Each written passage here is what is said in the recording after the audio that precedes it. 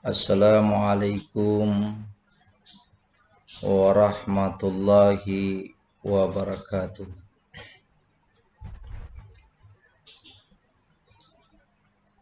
Alhamdulillah, alhamdulillahi qail fi muhkamil ayatil bayinat wa likulli wijhatin wa muwalliha fastabiqul khairat.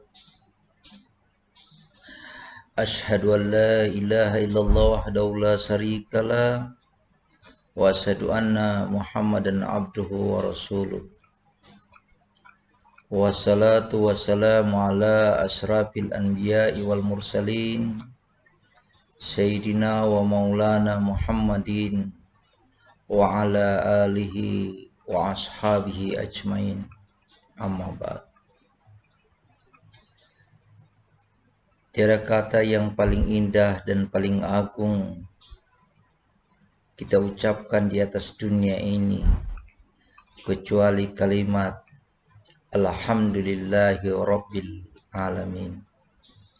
Karena atas nikmat kesehatan wal khusus nikmat iman, alhamdulillah kita masih diberikan oleh Allah Subhanahu wa taala kesehatan jasmani maupun rohani, sehingga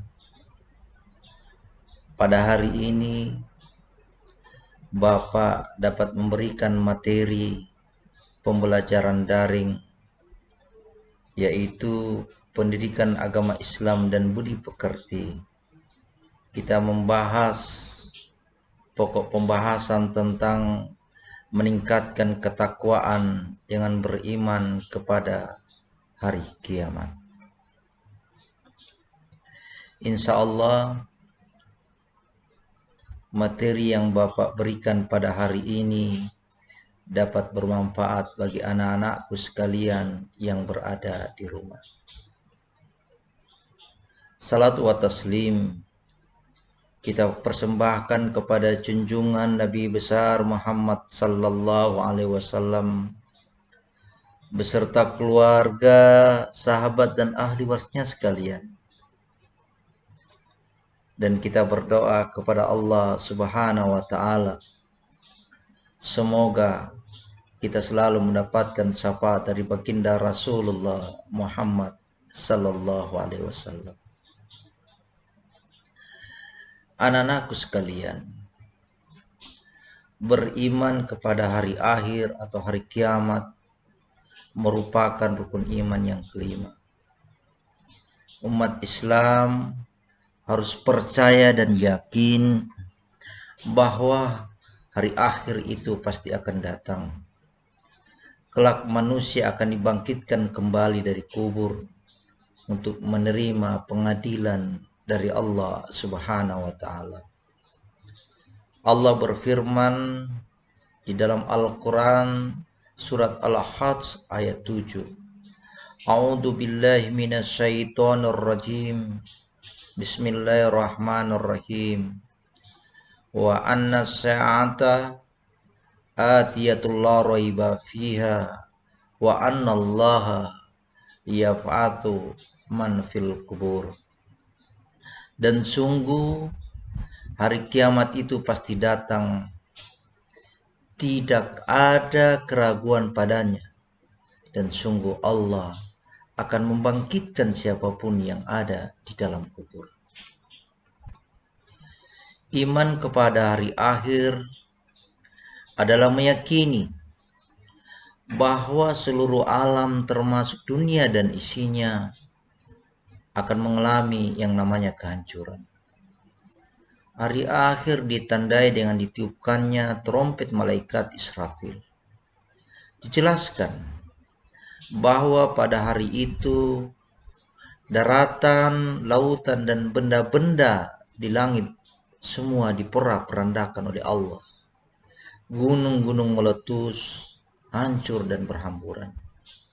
Lautan meluap dan menumpahkan seluruh isinya. Benda-benda yang ada di langit bergerak tanpa kendali.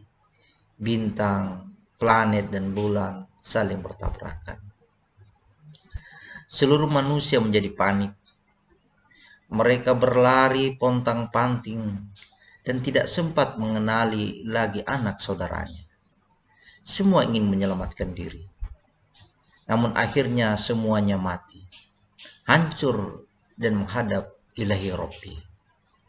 Tidak hanya manusia yang mati. Seluruh tumbuhan, hewan, kuman, bakteri, virus, jin, dan bahkan setan juga mengalami yang namanya kematian. Maha besar Allah atas segala kekuasaannya. Anak-anakku sekalian, para ulama mengelompokkan kiamat menjadi dua macam, yaitu kiamat sugra dan kiamat kubra. Kiamat sugra atau yang kita kenal dengan kiamat kecil, yaitu terjadinya kematian yang menimpa sebagian umat manusia. Misalnya, matinya seseorang karena sakit, kecelakaan, musibah tsunami, banjir, tanah longsor, dan sebagainya. Adapun kiamat kubra biasa kita kenal dengan kiamat besar, yaitu terjadinya kematian dan kehancuran yang menimpa seluruh alam semesta. Dunia porak-poranda, rusak dan hancur. Kehidupan manusia akan berganti dengan alam yang baru, yakni alam akhirat. Kiamat kubra ini dialami oleh seluruh makhluk hidup di jagat raya tanpa terkecuali. Kejadian ini terjadi secara menyeluruh sehingga dapat dibayangkan bahwa suasana saat itu sangat mencekam dan luar biasa dahsyatnya. Jika itu sudah dikehendaki oleh Allah Subhanahu wa taala Sang Pencipta, tidak ada yang bisa menghalangi kekuasaan dan kebesarannya. Peristiwa kiamat kecil berupa kematian sudah sering kita lihat dalam kehidupan sehari-hari ketika kita berada di dalam masyarakat. Kiamat kecil itu merupakan akhir dari kehidupan orang-orang yang mengalaminya. Bagi orang yang masih hidup, hal ini menjadi pelajaran yang sangat berharga bahwa pada saatnya kita juga akan mengalaminya. Kiamat kubra memang belum terjadi. Peristiwanya hanya dapat diketahui melalui keterangan dan berita dari Allah Subhanahu wa taala dan Rasulullah sallallahu alaihi wasallam. Kejadian kiamat kubra mengenai hari kiamat digambarkan oleh Allah Subhanahu wa taala begitu dahsyat. Sebagaimana tertuang di dalam Al-Qur'an, surah Al-Qariyah ayat 4 sampai 5. Yauma yakunun nasu kal farasil mabthut wa takunul jibalu kal ihnil manfus. Pada hari itu manusia seperti laron yang berterbangan dan gunung-gunung seperti bulu yang dihambur-hamburkan.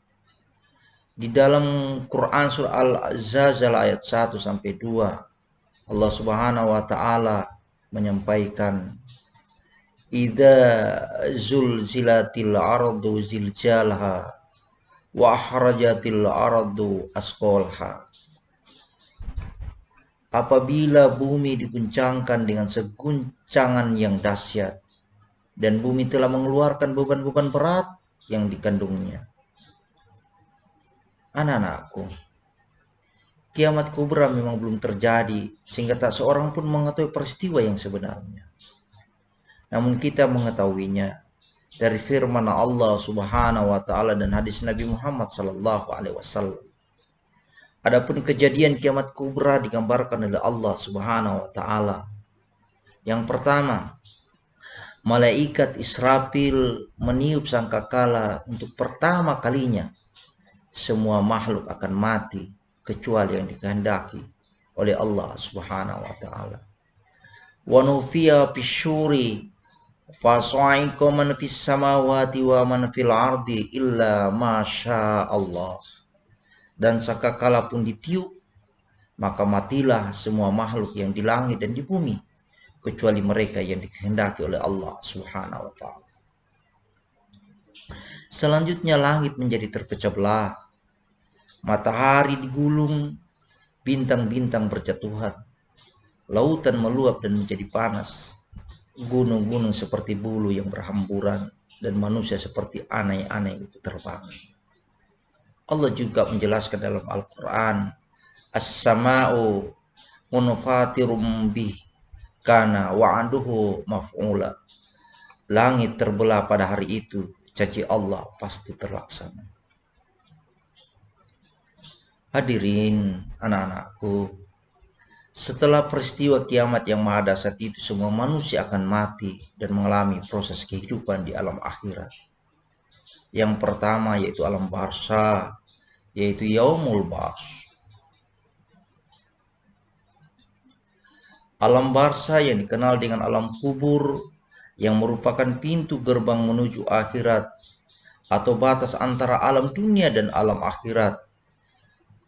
Di alam kubur, manusia akan bertemu, ditanyai dan diperiksa oleh malaikat Munkar dan Nakir tentang segala amal perbuatannya ketika menjalani kehidupan di atas dunia. Coba anak-anakku,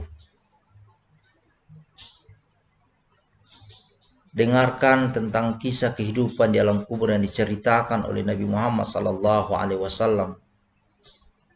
Nabi Muhammad SAW pernah masuk ke sebuah kebun milik Bani Nassar. Lalu mendengar suara hingga beliau khawatir. Beliau bertanya, siapa yang dikubur ini? Para sahabat menjawab, wahai Rasulullah, orang-orang yang mati pada masa jahiliyah. Beliau berkata, berlindunglah kamu kepada Allah dari siksa neraka dan fitnah Dajjal. Para sahabat merasa heran, lalu mereka bertanya, wahai Rasulullah, memang kenapa, apa yang terjadi ya Rasul?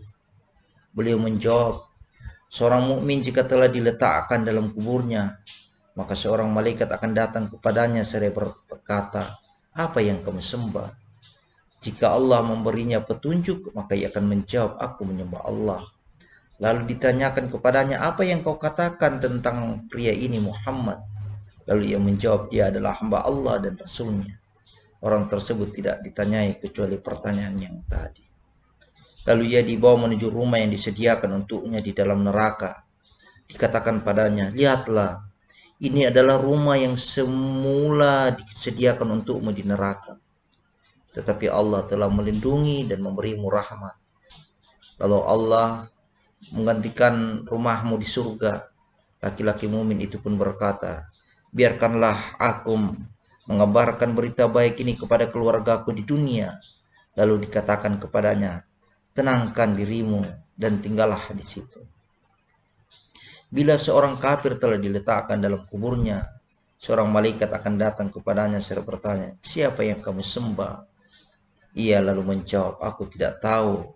Lalu katakan kepadanya, engkau tidak tahu, tapi tidak mau membaca. Anak-anakku sekalian, yang kedua yaitu Yaumul Ba'ts. Yaumul Ba'ts adalah hari dibangkitkannya manusia dari alam kubur untuk diarahkan menuju pada mahsyar.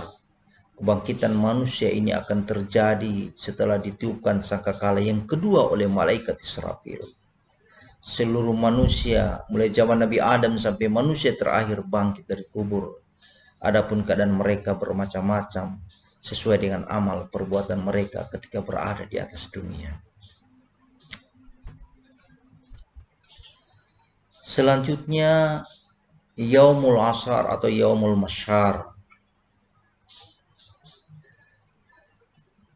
Dalam kisah mengenai peristiwa Yaumul Mahsyar yang disampaikan oleh Rasulullah Sallallahu Alaihi Wasallam, ketika Aisyah bertanya kepada Rasulullah Sallallahu Alaihi Wasallam, wahai Rasulullah, bagaimanakah keadaan manusia ketika mereka di padang mahsyar?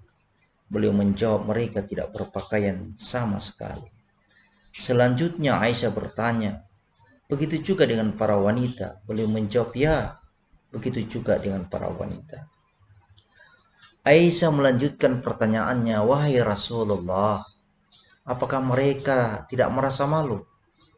Beliau menjawab, wahai Aisyah, perkara dan masalah yang mereka hadapi pada hari itu jauh lebih penting daripada hanya sekedar saling pandang di antara sama mereka. Yaumul Asar atau Yaumul Masar adalah hari dikumpulkannya seluruh manusia yang telah dibangkitkan dari kubur di sebuah padang yang sangat luas bernama Padang Mahsyar. Di Padang Mahsyar keadaan manusia sangat susah, tidak ada yang dapat menolong kecuali hanya pertolongan yang datangnya dari Allah Subhanahu wa taala, tapi bagi orang-orang yang dikehendaki oleh Allah Subhanahu wa taala. Selanjutnya yang keempat yaitu Yaumul Mizan atau Yaumul Hisab. Arti dari kata mizan adalah timbangan, hisab artinya perhitungan. Dua istilah ini yaitu Yaumul Mizan dan Yaumul Hisab memiliki makna yang hampir sama. Yaumul Mizan adalah hari ditimbangkannya seluruh amal baik dan buruk manusia untuk menerima keadilan dan balasannya. Sedangkan Yaumul Hisab yaitu hari diperhitungkannya seluruh amal perbuatan manusia, baik amal yang baik maupun amal yang buruk.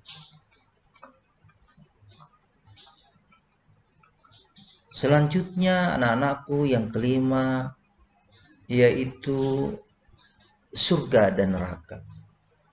Allah Subhanahu wa taala memiliki sifat yang maha adil. Karena seluruh perbuatan manusia akan diadili, seluruh amal baik dan amal buruk manusia akan mendapatkan balasannya. Tidak ada satu perbuatan pun yang luput dari keadilan Allah Subhanahu wa taala. Sebaliknya orang yang selalu berbuat kejahatan tentunya akan mendapati timbangan amal buruk yang sangat berat. Banyak sekali ayat Al-Quran yang menyatakan betapa susahnya seseorang ketika dia di dunia selalu berbuat jahat, maka mereka di akhirat kelak akan mendapatkan siksaan yang amat berat, neraka. Balasan terhadap amal buruk yang dilakukan ketika hidup di dunia ditimpakan setelah dilakukan penimbangan seberapa berat kejahatan dan keburukan yang telah dilakukannya ketika berada di atas dunia. Kemudian mereka akan mendapatkan balasannya berupa siksa di neraka. Anak-anakku sekalian, surga balasan bagi orang-orang yang berbuat baik ketika berada di atas dunia, dan neraka sebagai balasan bagi orang-orang yang selalu berbuat buruk di atas dunia.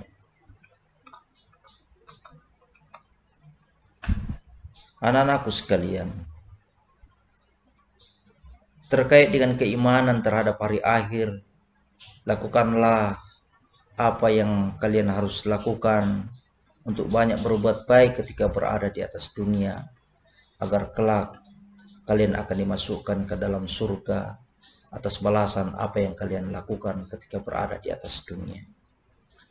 Pak berdoa, semoga kita selalu diberikan kesehatan oleh Allah Subhanahu wa taala, dan Pak berdoa semoga apa yang Bapak berikan ini dapat bermanfaat bagi anak-anak sekalian, dan semoga kita selalu mendapatkan rahmat, taufik, dan hidayah dari Allah Subhanahu wa taala. Amin ya rabbal alamin. Anak-anak sekalian, Pak akhiri dulu pertemuan pada hari ini, dan insya Allah kita akan ketemu di hari-hari berikutnya.